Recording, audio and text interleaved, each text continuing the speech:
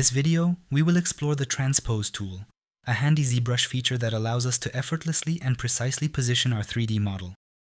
This tool is made up of 3 transformation elements: move, rotate, and scale. We can find the transpose function right at the top.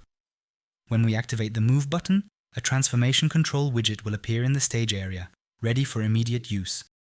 What's just popped up is the 3D gizmo, an elegant extension of the Transpose tool.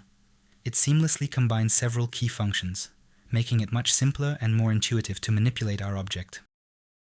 This tool is enabled by default.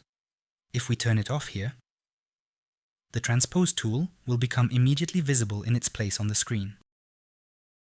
Simply, we can think of the Transpose tool as a flexible, movable pivot point. Accordingly, we can align our tool with the small circles at the edges and the center.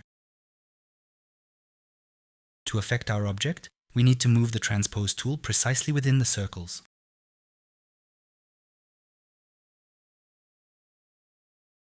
Let's quickly switch to rotation.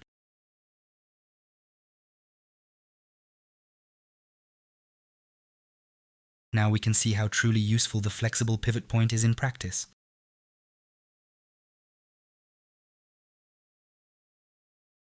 The scaling process follows the same pattern.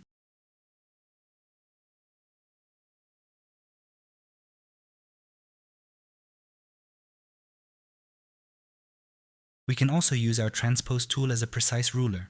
To do this, go to the Preferences menu and navigate to the Transpose Units tab. Here we can choose our measurement scale.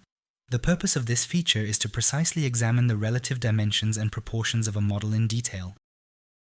For example, if we want to sculpt a realistic adult character, who should ideally be 8 head lengths tall, we can easily and quickly verify this using this method.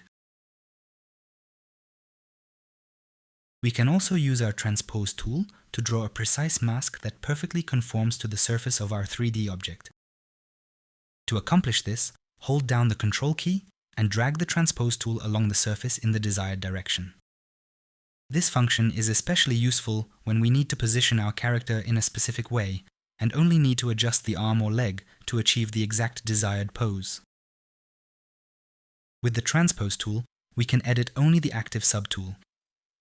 For example, if a character has multiple subtools like body and clothing, we can modify one subtool at a time. For this purpose, we need to use an integrated plugin called Transpose Master within the software. This lets us deform multiple subtools simultaneously. In the next video, we'll first explore the Transpose Master and then delve into the 3D gizmo.